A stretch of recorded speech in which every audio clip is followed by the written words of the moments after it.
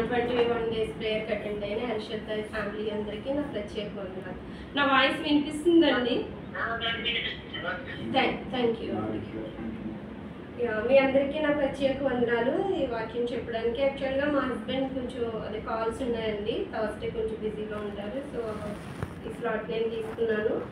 అలాగే నాకు ఈ అవకాశం ఇచ్చిన దైవజనులకు అలాగే కూడి వచ్చిన మీ అందరికీ నా ప్రత్యేక హృదయపూర్వక వందనాలు తెలియజేస్తున్నాను. చిన్న ప్రార్థన చేసుకుందామండి. ప్రార్థన చేసుకునే ముందు చిన్న వాక్యం చదువుకుందాము. ఇర్మియా గ్రంథము 9వ అధ్యాయము 23వ వచనం. ఎవరైనా చదువుతారా ప్లీజ్?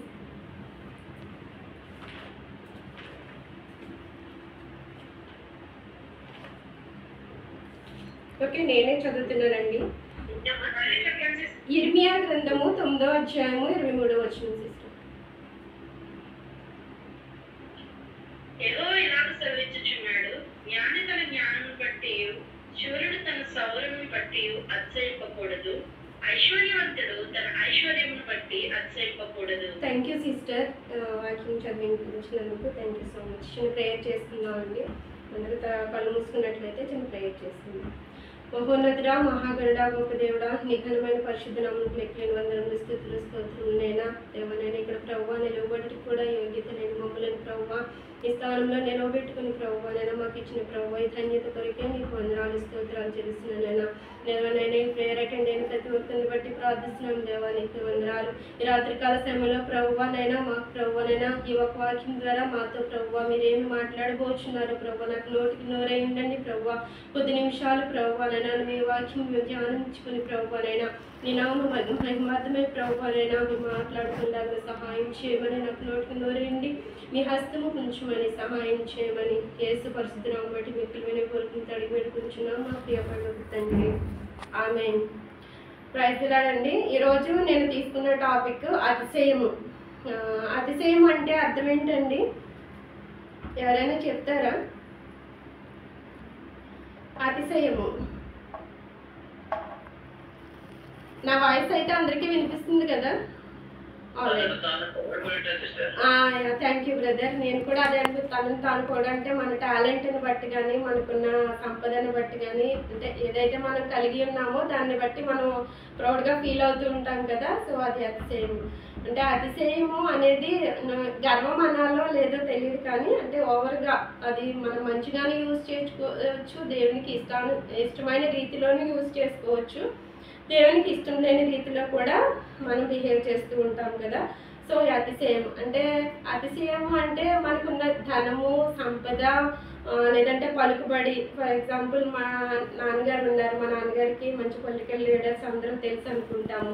లేదంటే నేను చాలా చదువుకున్నాను, సో మంచి జాబ్ చేస్తున్నాను, నాకంటే ఎవరు అలా ఫీల్ అవుతూ ఉంటాము కదా. సో అలాగే నా దగ్గర చాలా డబ్బు ఉంది, చాలా ఐశ్వర్యవంతుణ్ణి, లేదంటే నేను చాలా అందంగా ఉంటాను, లేదంటే చాలా ఆస్తి ఉంది, ఇలా మంచి ఉద్యోగం ఉంది, సో నేను ఎవరితో అయినా మంచిగా మాట్లాడగలను, ఇవన్నీ ఫీల్ అవుతూ ఉంటాం కదా. సో ఇవన్నీ ఇచ్చింది దేవుడే కదండి మనకి. కానీ వీటిని బట్టి అతిశయించకూడదని నేను ఈరోజు ఈ అతిశయం అనే మాటను తీసుకుని స్టడీ చేసినప్పుడు నేను చదివాను. ఎందుకంటే ఇవన్నీ ఇచ్చినవి మనకి దేవుడే. ఇప్పుడు మనం ఇలా ఉన్నాము, చక్కగా కారులో వెళ్తున్నాము, లేదంటే దేవుడు మనకి ఇచ్చిన ఆయుష్ కానీ, మన బిడ్డలు కానీ, మన కుటుంబం కానీ, మన జాబ్స్ కానీ, వాటెవర్. కానీ మనం దేన్ని బట్టి అతిశయించాలి. సో ఈ టాపిక్ నేను తీసుకున్నానండి. ఫస్ట్ ఒక వాక్యం చదువుకుందాము. యెహెజ్కేలు గ్రంథము 28వ అధ్యాయము 17వ వచనం. ఎవరైనా చదువుతారా?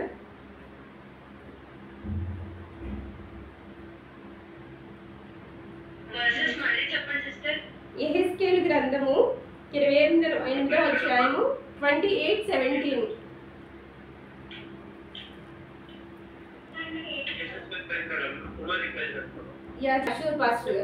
యెహెజ్కేలు గ్రంథము 28వ అధ్యాయము 17వ వచనం. ఎవరు తీయకపోతే నేనే చూచుకొని నీవు గర్వించిన వాడవై నీ తేజస్సు చూసుకొని నీ జ్ఞానమును చెరుపుకొంటివి, కావున నేను నిన్ను నేలను పడవేసదను, రాత్రి చూచుచుండగా నిన్ను నేలకు అప్పగించదను. Thank you sister.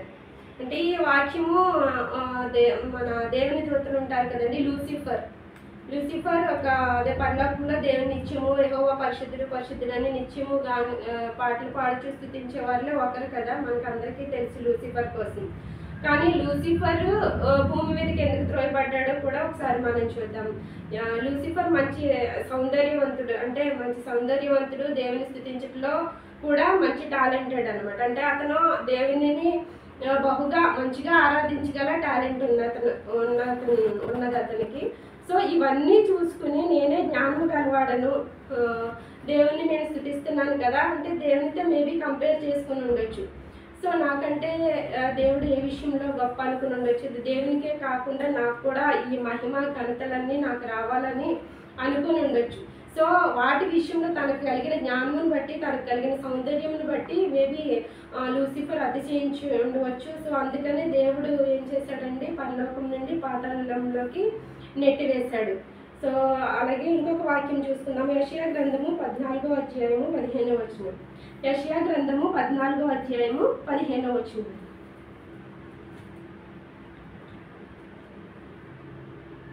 నీవు పాతాళమునకు నరకలోకంలో ఒక మూలకు త్రోయబడితివి. చాలు చాలు సిస్టర్. అంటే ఎక్కడ ఉండేవాడండి, దేవునితో ఉండేవాడు, నిత్యము దేవుని సన్నిధిలో ఉండే అతను తనకున్న గుణాతిశయములను బట్టి అతిశయించినందువలన పరలోకం నుండి పాతాళంలోకి త్రోయబడ్డాడు. అంటే మనము సామెతల గ్రంథము 16వ అధ్యాయము 18వ వచనంలో ఉంటుంది కదా, నాశనములకు ముందు గర్వము నడుస్తుందంటండి. అంటే మనం ఒక విషయంలో ఏదన్నా పోగొట్టుకోవాలన్నా మన ప్రవర్తన కూడా, మన బిహేవియర్, మన ఆలోచనలు కూడా దానికి మిళితమై ఉంటాయి. లూసిఫర్ ఎప్పుడైతే తనే గొప్ప, తన టాలెంట్ కోసము తనను బట్టి తాను అతిశయించినందున పరలోకం నుండి పాతాళలోకానికి త్రోసివేయబడ్డది. సో ఈ లూసిఫర్ ద్వారా మనం నేర్చుకునేది ఏంటంటే గర్వించకూడదు. సో మనకి మేబీ టాలెంట్ ఉండొచ్చు, మంచి పాటలు పాడొచ్చు, మంచి వాక్యం చెప్పొచ్చు, లేదంటే 10 మందికి మనం సహాయం చేయగల కెపాసిటీ ఉండొచ్చు. చేస్తున్న దాన్ని బట్టి అతిశయించకూడదని మనకి ఈ వాక్యం ద్వారా చూడొచ్చు. రెండవదిగా సొలొమోను గారి గురించి కూడా చూద్దామండి. మొదటి రాజులు 11వ అధ్యాయము 11వ వచనం.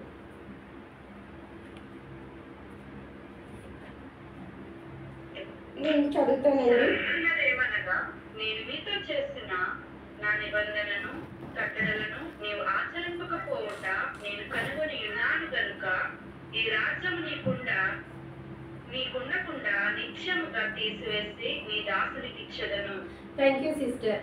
అంటే సొలొమోను గారు కోసం మనకు అందరికీ మెయిన్ తెలిసింది ఏంటంటే, సొలొమోను రాజు మంచి జ్ఞానవంతుడు కదా. అంటే ఐగుప్తులో కానీ ఆయన రాజ్యంలో కానీ ఆయన కంటే జ్ఞానవంతులు ఎవరూ లేరు.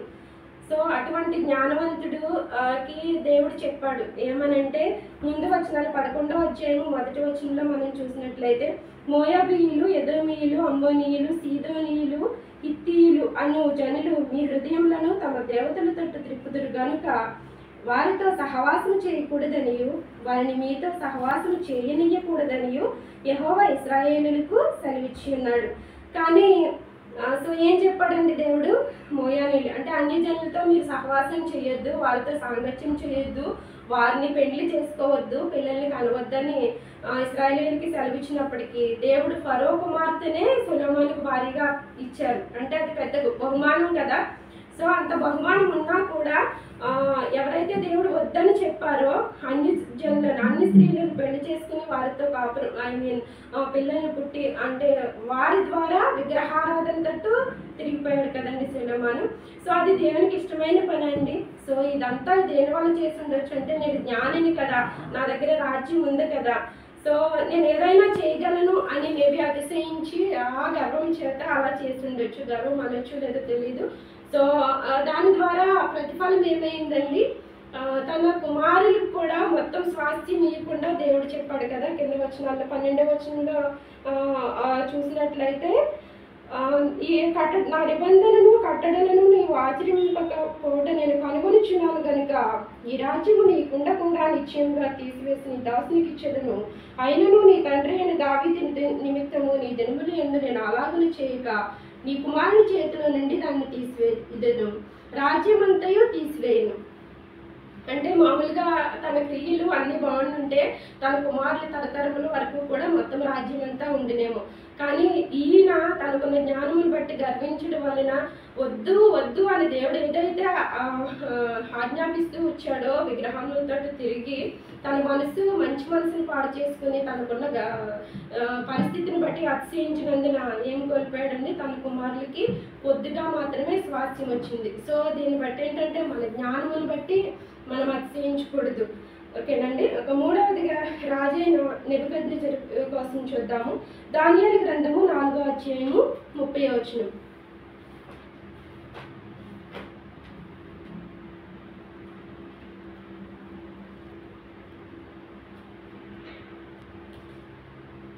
ఈ మహావిశాల పట్టణము నా బలాధికారమును నా ప్రభావ ఘనతను కనపరుచుటకై నా రాజధాని నగరముగా నేను కట్టించినది కాదా అని తనలో తాను అనుకున్నాను. Thank you brother. సో రాజైన నెబుకద్నెజరుకి దేవుడు చక్కగా మంచి రాజ్యం ఇచ్చారు. అన్ని అంటే యుద్ధోపకరణాలు కానీ యుద్ధం నుంచి జయించడానికి అన్ని సహాయం చేస్తూ వచ్చినప్పుడు మంచి రాజ్యాన్ని ఇచ్చి మంచి పరిపాలనలో ఉన్నప్పుడు ఒకరోజు రాజైన నెబుకద్నెజరు అనుకున్నారంటండి, తన నగరుని తన రాజ్యాన్ని చూసి ఈ మహా విశాల పట్టణము నా బలాధికారమును నా ప్రభావ ఘనతను కనపరచుటకే నా రాజధాని నగరముగా నేను కట్టించినది కాదా అని ఎక్కడ అనుకున్నాడండి, తన మనసులో అనుకున్నాడు. వెంటనే దేవుడు ఏం చేశాడండి, ఎప్పుడైతే తన మనసులో తననే చేశాను, నా వల్లే ఇదంతా జరిగింది, ఇంత విశాలమైన పట్టణం నేను కట్టగలిగానంటే అది దేవుడి కట్టించిన అది దేవుని ఘనతనే తను మర్చిపోయి మనసులో తాను అనుకోవడం వలన వెంటనే దేవుడు ఏం చెప్పాడండి, నువ్వు పశువు వల్లే 7 సంవత్సరాలు గడ్డి వేస్తావని అడవుల్లోకి వెళ్ళి దేవుని రాజ్యమునకు దూరంగా గెంటేశాడు. దేవుడు గెంటి వేయబడ్డాడు. ఎప్పుడైతే తన ఘనతని తన బలమును బట్టి తను అతిశయించాడు రాజైన నెబుకద్నెజరు. సో అక్కడ దేవుని సన్నిధానంలో నుండి ఆయన తన రాజ్యంలో నుంచి నెట్టివేయబడి పశువు వల్లే 7 సంవత్సరాలు గడ్డి వేసినట్టు అడవిలో తిరుగుతూ మంచులో తిరుగుతూ సో అలా పోగొట్టుకుని దేవుని ఆశీర్వాదమును పోగొట్టుకున్న వ్యక్తిగా మనం రాజైన నెబుకద్నెజరు గారిని చూడొచ్చు. సో ఇంకొక వాక్యం ఏంటంటే మొదటి సమూయేలు గ్రంథము 16వ అధ్యాయం 7వ వచనం ఒకసారి చదువుతారండి. మొదటి సమూయేలు గ్రంథము 16వ అధ్యాయం 7వ వచనం. అయితే యెహోవా సమూయేలుతో ఇలాగు సెలవిచ్చెను, అతని రూపమును అతని ఎత్తును లక్ష్యపెట్టకుము, మనుషులు లక్ష్యపెట్టు వాటిని యెహోవా లక్ష్యపెట్టడు. నేను అతని త్రోసివేసి ఉన్నాను. మనుషులు పై రూపమును లక్ష్యపెట్టుదురు గాని యెహోవా హృదయమును లక్ష్యపెట్టును. Thank you sister. సో అప్పుడు దావీదు గారు సౌలు గారి చేతిలో నుండి దేవుడు యెహోవా దేవుడు రాజ్యంను తీసివేసి దావీదుకి ఇస్తానని చెప్పి నువ్వు వెళ్ళి యెషయా కుమారి వద్దకు వెళ్ళి సమూయేలు గారితో చెప్తారు కదా, నువ్వు వెళ్ళి అభిషేకం చేయమని చెప్తారు. అప్పుడు సమూయేలు గారు వెళ్ళి దావీదు గారి తండ్రి యెషయా దగ్గరికి వెళ్ళి నీ కుమారుని పిలిపించమంటే పెద్ద కుమారులు వస్తూ ఉన్నారు ఒక్కొక్కరు. కానీ సమూయేలు గారు ఏమనుకుంటున్నారు, ఇతను చాలా అంటే కుమారులు ఒక్కొక్కరు వస్తున్నప్పుడు మేబీ ఈయన్నే దేవుడు అభిషేకిస్తున్నాడేమో, నేను ఈయనకి అభిషేకం చెయ్యాలేమో, ఎందుకంటే చాలా హైట్ ఉన్నాడు, యుద్ధంలో అన్ని చేయడానికి బాగా చేయగలడు, సమర్థుడు, మంచి బలిష్టంగా మంచి శారీరకంగా బాగున్నాడు, లేదంటే బాగా సౌందర్యంగా ఉన్నాడని అలా ఆలోచించుకుంటూ ఉంటే దేవుడు ఏం చెప్పారండి సమూయేలు గారితో, నువ్వు మనుషులు పైరూపం చూస్తావు కానీ నేను పైరూపాన్ని లక్ష్య పెట్టను, నేను హృదయాంతరంగంలో ఎరిగిన దేవుడు మన దేవుడు.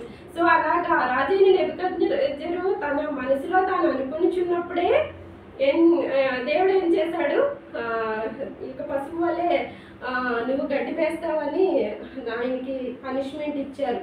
సో అలా అంటే మనము జనరల్గా అనుకుంటూ ఉంటాం, మనకు కలిగిన నాకు మంచి కారు ఉంది, లేదంటే మంచి బంగ్లా ఉంది, మంచి విల్లా ఉంది, ఆ పై వాటిల కొరకే కాదండి మనం ఆలోచించుకుని దేవునిలో ముందుకెళ్ళాలంటే మన హృదయాంతరంగములను కూడా పరిశుద్ధంగా దేవునికి ఇష్టమైన రీతిగా ఉంచుకోవాలని ఈ యొక్క వాక్యం ద్వారా మనం అర్థం చేసుకోవచ్చు. అంటే ఏ విధంగా ఎవరైతే అతిశయించిన వారు ఏ విధమైన ప్రతిఫలమును పొందుకున్నారు అంటే తనకున్న గర్వమును బట్టి, జ్ఞానమును బట్టి, ధనమును బట్టి, సంపదను బట్టి అతిశయించిన వాళ్ళు ఏ విధంగా అయ్యారో మనం చూస్తున్నాము. చివరిదిగా ఉజ్జియా రాజు గారి కోసం చూద్దామండి. 2వ దినవృత్తాంతముల గ్రంథము 26వ అధ్యాయము 16వ వచనం. 2వ దినవృత్తాంతములు 26:16. అయితే అతడు స్థిరపడిన తరువాత అతడు మనస్సున గర్వించి చెడిపోయాడు.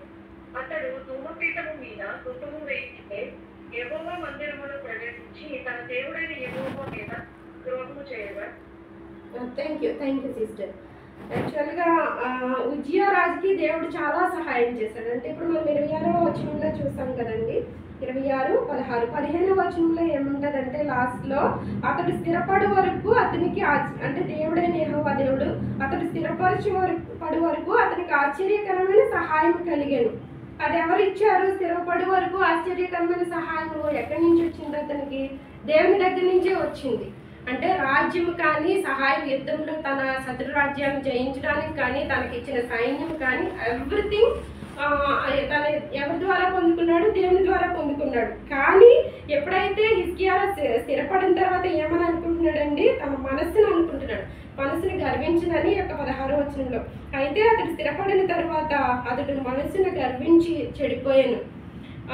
అలాగే ఎందుకు మనసుని గర్వించి చెడిపోయారండి?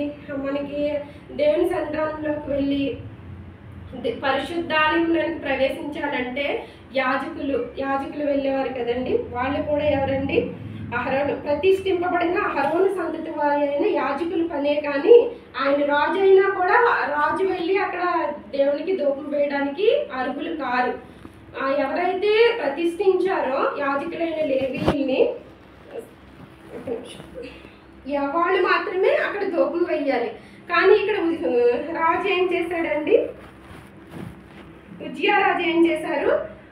పక్కనున్న యాజకులు, పక్కనున్న పెద్దలందరూ కూడా ఇది మన పని కాదు, యాజకుల పనే కానీ రాజుమైన నీ పని కాదు, ఇది దేవునికి విరోధమైన పని నువ్వు చేస్తున్నావు అని ఎంత గద్దించినా, ఎంత వాదించినా కూడా రౌద్రుడే అంటే వాళ్ళ మీద చాలా కోపగించుకుని పరిశుద్ధాలయంలో ప్రవేశించి లోపలికి వెళ్ళి ఎప్పుడైతే ధూపార్తిని చేత పట్టుకున్నాడు, ధూపం వేశారో లేదా నాకు అంత క్లియర్గా అర్థం కాలేదు, కానీ ధూపం వేయడానికి ఎప్పుడైతే ధూపార్తిని చేత పట్టుకున్నారో వెంటనే దేవుడు ఆయన్ని మొత్తినట్టు మనం బైబిల్లో చూస్తాం. వెంటనే నొసట కుష్ఠరోగం పుట్టినందువల్ల అంటే పక్కనున్న యాజకులు ఆయన బయటకు నెట్టేయాలని ఆలోచించే మునిపే హిజ్కియా రాజే అవును దేవుడు నాకు పనిష్మెంట్ ఇచ్చారని ఆయనే త్వరపడి దేవాలయంలో నుంచి బయటకు వచ్చేసారు. బయటకు వచ్చేసిన తర్వాత పశ్చాత్తాపడినా కూడా తన మరణం వరకు కూడా కుష్ఠరోగంతోనే జీవించినట్టు ఈ యొక్క హిజ్కియా రాజు కోసం మనం చూస్తాం. ఆయన మరణమైన తర్వాత కూడా ఏంటంటే పనిష్మెంట్ జనరల్గా రాజులకు సెపరేట్గా నియమించిన సమాధుల్లో పెట్టేవారు కదా. కానీ ఆయన ఇక్కడ మనం లాస్ట్లో మనం చదివినట్లయితే కుష్ఠరోగులు ఉంటారు కదా, ఆ సమాధుల్లో అక్కడ అంటే సమాధి చేసినట్టు మనం చూడొచ్చు. సో ఎప్పుడైతే తన మనసుని గర్వించి తనకున్న అధికారం బట్టి సో నేను రాజుని కదా, నేను ధూపం వేసిన నన్ను ఎవరేమంటారు, నా రాజ్యం అంతా నాది కదా, దేవుడు నన్ను ఏం చేస్తాడంటే దేవుని భయం లేక తనకున్న రాజ్యాధికారం బట్టి ఇక హిజ్కియా రాజు అతిశయించినందున ఏమైందండి లాస్ట్కి మరణం వరకు ఆ దేవుడు ఏదైతే పనిష్మెంట్ ఇచ్చారో అది క్యారీ చేస్తూ చనిపోయినట్టు మనం చూడొచ్చు. ఓకే అండి, ఎంతవరకు మన యొక్క కలిగిన దాన్ని బట్టి సంపదను బట్టి ఏంటి దేన్ని బట్టి ఏంటి ఎవరైతే అతిశయిస్తారో సో ఏ విధంగా అతిశయించడం అది దేవునికి ఇష్టం కాదు కనుక ఏ విధమైన ఫలితాన్ని వారు పొందుకున్నారో మనం చూసాము. సో ఇప్పుడు దేవుడు ఇచ్చిన దాన్ని బట్టి అతిశయించకుండా దేవుని నామమునికి లోబడి దేవుడు ఇది నాకు ఇచ్చిన దేవుడు ఇచ్చిన సంపదను బట్టి కాకుండా దేవుడు ఇచ్చిన వాణిని స్థుతించి దేవుని సన్నిధానంలో ముందుకు వెళ్ళి ఆశీర్వదింపబడిన వారి వరకు మనం చూద్దాం. సో యోబు గ్రంథం చూద్దామండి. సో యోబు గ్రంథము 1వ అధ్యాయము 3వ వచనం చూద్దాం. నేను చదువుతానండి, టైం అయిపోతుంది కదా. యోబు గారికి 7000 గొర్రెలు అంటే సింపుల్గా చెప్పుకుందాము. యోబు గారు అక్కడ ఉన్న వాళ్ళందరిలోనూ కూడా ధనవంతుడు. అనేక మంది పనివారు ఉన్నారంటే సో ఆస్తి ఇంకెంత ఉంటుంది కదా.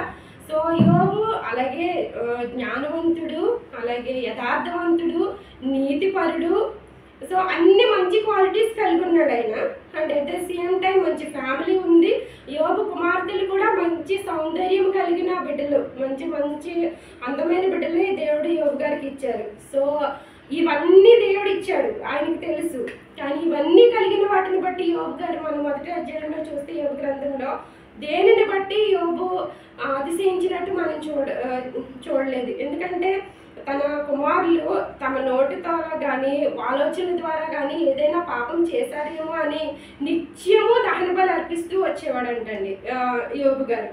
సో అటువంటి అంటే తనకున్న దాన్ని బట్టి తను గర్వించకుండా దేవునికి ఇంకా స్తుతి చెల్లిస్తూ దేవునికి ఇంకా విధేయత కలిగి దేవుని చిత్తానుసారంగా నడుచుకున్నారు యోబు గారు.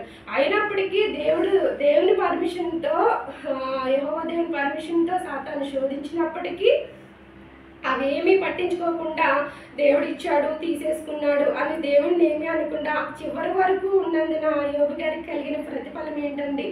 యోబు గారు తనకు కలిగిన దాన్ని బట్టి అతిశయించకుండా గర్వించకుండా ఎక్కువ హ్యాపీ ఫీల్ అవ్వకుండా ఇచ్చిన దేవుని స్తుతించి ఆయనపై నమ్మకం ఉంచాడు. కాబట్టి మనము 42వ అధ్యాయం 12వ వచనంలో చూస్తాము, మునుపటి కంటే అధికమైన ఆశీర్వాదం వచ్చిందంటండి. యోబు గ్రంథము 42వ అధ్యాయము 12వ వచనం ఒక్కసారి చూద్దాం.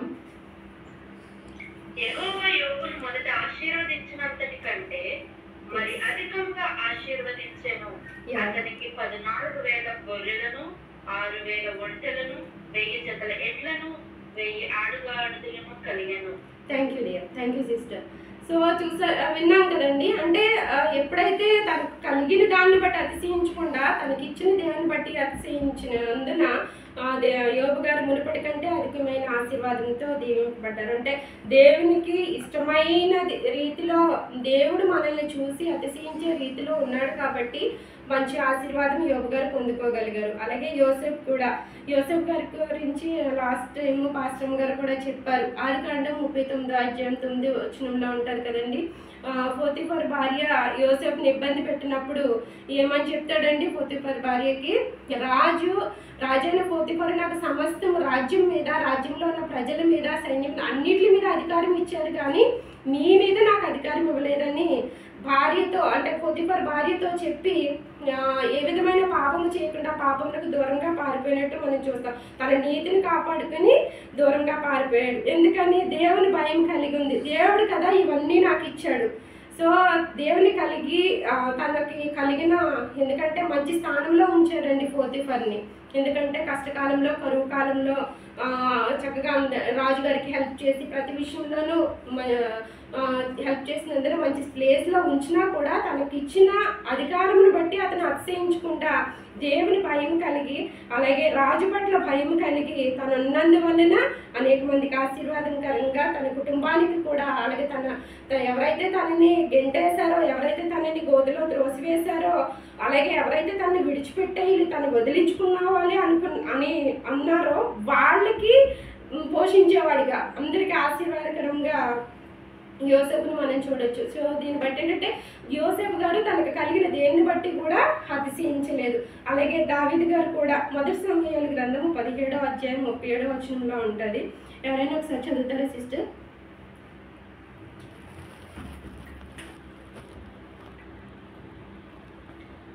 అందుకు దావీదు ఎంత సిస్టర్? మొదటి సమూయేలు 17:37. Yes sister.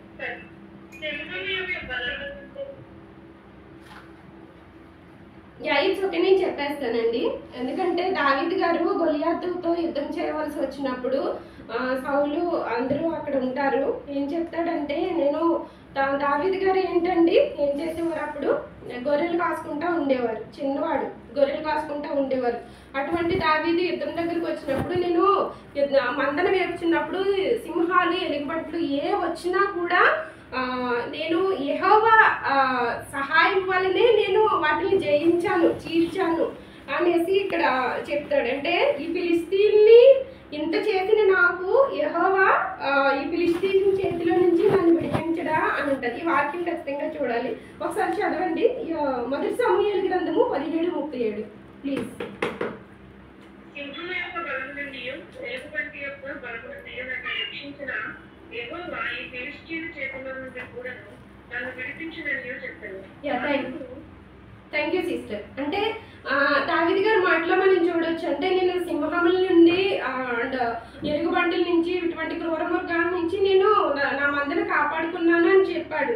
అంటే నేను నా బలాన్ని బట్టి నేను కాపాడుకున్నాను అని చెప్పలేదు. నన్ను రక్షించిన యెహోవా ఈ ఫిలిస్తీన్ ఎవరు రక్షిస్తారని చెప్పారు. ఈ ఫిలిస్తీన్లో నుంచి కూడా ఫిలిస్తీన్ చేతుల నుంచి కూడా యెహోవా అంటే తనకున్న బలాన్ని బట్టి బట్టి, ఎందుకంటే సింహాల్ని అడవిలో ఉన్న క్రూర మృగాలతో ఫైట్ చేయడం అంటే ఇట్స్ నాట్ సో ఈజీ, అది అందరికీ తెలుసు. అంటే దావీదు గారు అంత బలాఢ్యుడని మనకు తెలుసు. అయినప్పటికీ దావీదు తనకు కలిగిన బలమును బట్టి కానీ తర్వాత తనకు వచ్చిన దేవుడు రాజ్యాన్ని ఇచ్చాడు. అంటే గొర్రెలు కాసుకుంటా ఉన్న వారికి దేవుడు గొప్ప రాజుగా చేసి రాజ్యాన్ని ఇచ్చాడు. సో ఎందుకు ఇచ్చాడండి? అంటే తనకు కలిగిన బలమును బట్టి అతిశయించలేదు. అంటే ఏదైతే దేవుడు తనకి ఇచ్చాడో ఇచ్చిన దేవుని బట్టి అతిశయించినందువల్ల సో దావీదు గారు ఆశీర్వదింపబడి అనేకులకి ఆశీర్వాదకరంగా ఉన్నట్టు మనం చూడొచ్చు. అలాగే ఎస్తేరు గారు కూడా, ఎస్తేరుని రాణి, ఎస్తేరు ఎప్పుడైతే రాణి అయ్యిందో, నేను రాణి అయ్యాను కదా, ఇప్పుడు అంటే దాసీలుగా ఉన్న మమ్మల్ని నేను రాణిని అయిపోయాను, నాకేంటి నా లైఫ్ సెటిల్ అయిపోయిందని ఎస్తేరు అనుకోలేదు. ఎందుకంటే టైం అవుతుందని నేను రిఫరెన్స్లు చూపించట్లేదండి. ఎస్తేరు గ్రంథం 4వ అధ్యాయం 16వ వచనంలో ఉంటుంది. అయినప్పటికీ రాజు దగ్గరికి వెళ్ళి మొరపెట్టుకుంటుంది. ఏం కావాలి నీకు రాజు అని అడిగినప్పుడు, నా ప్రజలని రక్షించడానికి అదే అదేమంటారు అణగారిపోతున్న ప్రజల ఇబ్బందులు ఉన్న ప్రజలను కాపాడుకోవడానికి సహాయం చేయమని అడిగిందే తప్ప నేను రాణిని అయ్యాను కదా, నాకు ఈ అధికారం కావాలి, లేదంటే ఇది కావాలి, అది కావాలి, రాజ్యం కావాలి, లేదంటే వేరే కావాలని తను అతిశయించలేదు. తనకు కలిగిన దాన్ని బట్టి అతిశయించకుండా తన ప్రజలను కూడా ఎవరైతే తనని పెంచి చక్కగా అంతలా తీర్చిదిద్దారో తనకి సహాయం చేసిన వారిని మర్చిపోకుండా వారిని రక్షించుకోగలిగింది. అండ్ ఇంకోటి ఒక విషయం చెప్పాలనుకుంటున్నానండి. జనరల్గా అదే ఇప్పుడు మనం కలిగిన దాన్ని బట్టి అతిశయిస్తూ ఉంటాము. అంటే మనం దేన్ని బట్టి దేవుని స్థుతించాలండి. మనకు కలిగిన దాన్ని బట్టి మనం వెరవీగకుండా, మనం అతిశయించకుండా అన్ని ఇచ్చిన దేవుని స్థుతించాలని మనం చూస్తాం. జనరల్గా ఇప్పుడు చూస్తూ ఉంటాం. ఒక పాస్టర్ గారు ఉన్నారు, సారీ ఫర్ సేయింగ్ దట్. ఆ పాస్టర్ గారి దగ్గరికి వెళ్ళాను నేను. ఆ పాస్టర్ గారు ప్రేయర్ చేశారు, నాకు పిల్లలు పుట్టారు, లేదంటే జాబ్ వచ్చింది, లేదంటే అప్పులు తీరిపోయి, లేదంటే సంథింగ్ మంచి స్థితిలో నేను ఉన్నానని సాక్ష్యం చెప్పుకుంటా. సాక్ష్యంలో ఎవరు ఉండాలండి? పాస్టర్ గారు కాదు కదా. అంటే ఎవరిచ్చారు మనకి? దేవుడు. సో ఇప్పుడు నేను అంటే చెప్పాలనుకున్నది ఏంటంటే, మనం ఎక్కువ దేని వైపు చూస్తూ ఉంటామంటే, ఈ లోకంలో జీవిస్తున్న మనము ఎవరి ద్వారా అయితే అది కలిగిందో, ఎవరైతే మనకి దయచేశారో ఆయనని మర్చిపోయి ఈ లోకంలో కొన్ని అంటే మనకి తెలిసి తెలియక, లేదంటే మనకి ఇచ్చిన దేవుని బట్టే మనము అతిశయించే వాటిగా ఉండాలని ఒక వాక్యం సెలవిస్తుందండి. ఓకే, ఇంకా వచనం చదివి నేను ముగించేస్తాను. మీకా గ్రంథము 6వ అధ్యాయము 8వ వచనం.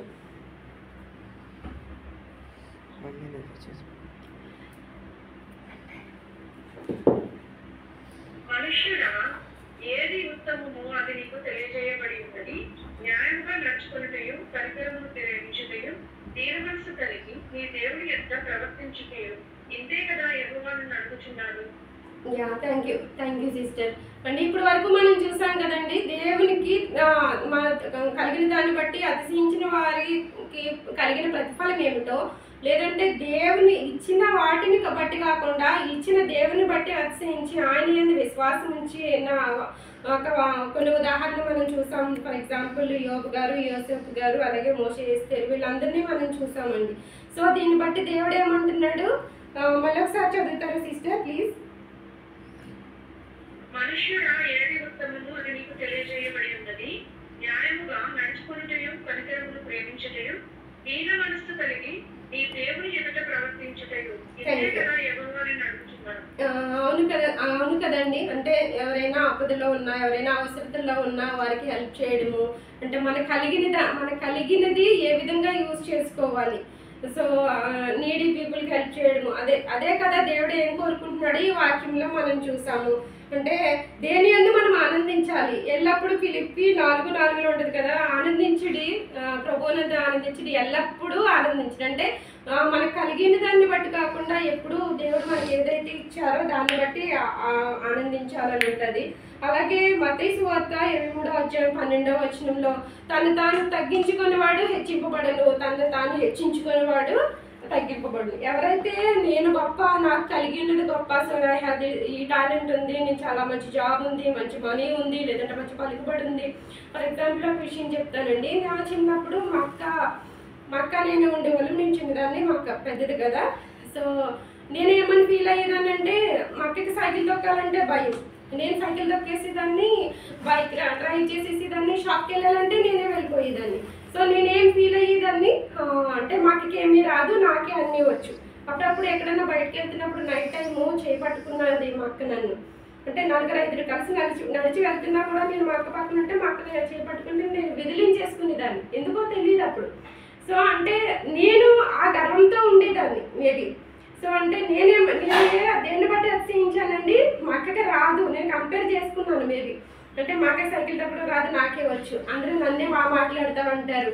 సో అలా నేను గర్వం ఫీల్ అవుతూ అలా ఉండేదాన్ని. కానీ మా అక్క ఇంటెన్షన్ ఏంటి, మా చెల్లి అలాగే దేవుడు కూడా ప్రతినిత్యము ప్రతి క్షణము మన చెయ్యి పట్టుకుని మంచి దారిలో మనకున్న దాన్ని బట్టి అతిశయించకుండా మనకేం కోరుతున్నాడండి దేవుడు. దేవుడు ఏదైతే ఇచ్చాడో దాన్ని బట్టి అతిశయించకుండా ఇచ్చిన దేవుని స్థుతిస్తామని దేవుడు మనకు అన్నీ ఇచ్చాడు. ఫస్ట్ అనుకున్నాను కదా ఏంటండి, మనకి ఇచ్చిన వాటిని బట్టి మనం అతిశయించాలా, ఇచ్చిన దేవుణ్ణి స్థుతించాలా? అది ఇచ్చినవి దేవుడే కదా, కాబట్టి ఇచ్చిన దేవుణ్ణి స్థుతించే వారంగా మనం ఉండాలని నేను ఈరోజు ప్రిపేర్ అయిన వాక్యం అండి. సో ఫైనల్గా ఒక వచనం చూపించి నేను ముగించేస్తాను. ఇర్మియా గ్రంథము 9వ అధ్యాయము 24వ వచనం. ఇర్మియా గ్రంథము 9వ అధ్యాయము 24వ వచనం. భూమి మీద కృప చూపుచు నీతి న్యాయములు జరిగించుచున్న యెహోవాను నేనే అని గ్రహించి నన్ను పరిశీలనగా తెలుసుకున్నట్టు బట్టి అతిశయింపవలను. వారిలో ఆనందించి వాడినని యెహోవా సెలవిచ్చుచున్నాడు. Thank you dear, thank you so much అండి. అవును కదండి, దేన్ని బట్టి మనం అతిశయించాలో బైబిల్ గ్రంథంలో వాక్యంలో మనం చూసాం కదండి. దేన్ని బట్టి భూమి మీద కృప చూపుచు, ఏ విధంగా కృప చూపుతారు మన మీద దేవుడు? ఫర్ ఎగ్జాంపుల్ మనం ఏదైనా మిస్టేక్స్ చేసి దేవా నేను పాపం చేశాను, తప్పుదం చేశాను, దేవా నన్ను క్షమించంటే దేవుడు అంటండి సముద్రపు అగాధ లోయలంత దూరం పడేస్తారంట. అంటే మన పాపములను మన తప్పిదాలను ఏం చేస్తాడంటే దేవుడు అగాధంలోకి పడేస్తారని వాక్యంలో ఉంది. ఎందుకంటే ఫర్ ఎగ్జాంపుల్ మా ఫ్రెండ్ నేను కానీ, లేదంటే మా బ్రదరు నేను కానీ, మన రిలేటివ్స్తో కానీ మనం ఏదైనా గొడవ పడతాం. ఏదైనా గొడవ వచ్చినప్పుడు వాళ్ళతో మాట్లాడతాం తర్వాత, కానీ థర్డ్ పర్సన్తో మనం ఏదన్నా అడిగినప్పుడు మనం ఏం చెప్తామండి, లేదు ఏదో తనతో మాట్లాడుతాను, మా అక్కతో మా ఫ్రెండ్తో మాట్లాడుతున్నాను, కానీ వాడు నన్ను అన్నది నేను మర్చిపోను, నాకు లైఫ్ లాంగ్ గుర్తుంటుంది, నేను మాత్రం మర్చిపోను, ఫలాని విధంగా నన్ను ఇలా ఉండాలని. సో మనం గుర్తు చేసుకుంటూ ఉంటాం, జస్ట్ మాట్లాడతాము మనసుతో కాదు. సో నోటితో మాట్లాడతాము, కానీ అది లోపల నుంచి తీసేయం. కానీ దేవుడు అంటండి, దేవత దేవుడు అవన్నీ కూడా అగాధమంటే అక్కడికి వెళ్ళి మళ్ళీ వెనక్కి రావు, ఆ పాపాలు మన దగ్గరికి రావంటండి. సో అంత దూరము మన పాపములను తీసివేసి వాక్యంలో ఉంది కదా, కృప చూపుచు, ఆ విధంగా కృప చూపుచు నీతి న్యాయం జరిగించుతున్న దేవుడాన్ని ఆయన మనం తెలుసుకుని ఆయన్ని బట్టి మనం అతిశయించు వారంగా ఉండాలని దేవుడు కోరుచున్నాడు. అందుకనే కదా తన ప్రియకుమారుని మన కొరకు తన ప్రియకుమారుని లోకంలోకి పంపించి మన కొరకు ప్రాణం అర్పించి మనకు మాదిరిగా ఉంచి మనకి నిత్య జీవనమునకు వారసులు అవడానికి దేవుడు ఇంతగా ప్రేమిస్తున్న మన దేవుణ్ణి ఆయనను బట్టి మనం అతిశయిస్తే దేవుడు అంటండి మనలను బట్టి మన క్రియలను బట్టి దేవుడు అతిశయించేవాడుగా ఉంటాడంటండి. సో అట్టి కృప అట్టి కాపుదల దేవుడు మనందరికీ దయచేయాలని చిన్న ప్రార్థన చేసుకుని నేను క్లోజ్ చేసేస్తాను. మహోన్నతుడా, ప్రేమాస్వరూపి, గొప్ప దేవుడా, మహాగౌడా, పరిశుద్ధుడా గొప్ప దేవా, నీ నామమునికి వందనాలు, స్తుతులు, స్తోత్రాలు. నేను ఇంతవరకు ప్రభు అయినా ఈ యొక్క ఎల్షడాయి ఫ్యామిలీలో ప్రభు మేమందరం కలిసి ప్రభు కొద్ది నిమిషాలు నీ వాక్యం ధ్యానం చేయడానికి పిలిచిన కృప కొరకే నీకు వందనాలు ప్రభు.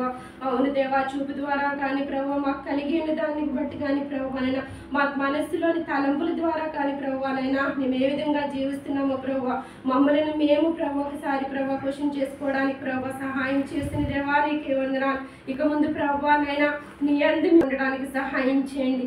అవును దేవా, నిన్ను అతిశయించు అనిగా ప్రభు మేము చేయడానికి సహాయం చేయండి. అవును ప్రభు, మీరే మా అతిశయం అని మేము గుర్తెరిగి ప్రభు కృపచూపు దేవుడు అని గుర్తెరిగి ప్రభు నా హృదయాంతరంగా ఎరిగిన దేవుడు అని గుర్తెరిగి ప్రభు అనైనా నీ అందు ప్రభు అనైనా నీ వాక్యంలో ప్రభు నీ సన్నిధిలో ప్రభు మరెంతగా మేము ఎదగడానికి మాకును సహాయం అనుగ్రహించమని యేసు పరిస్థితినామని అడుగుచున్నాం మా ప్రియ పరలోక తండ్రి.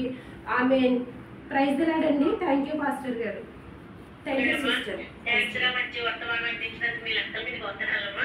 చక్కటి వాక్యం గురించి అతిశయించిన వారి గురించి చాలా చక్కటి మంచి వర్తమానం అందించావు. దేవుడిని ఆశీర్వదించిన గాకమ్మా. ప్రైజ్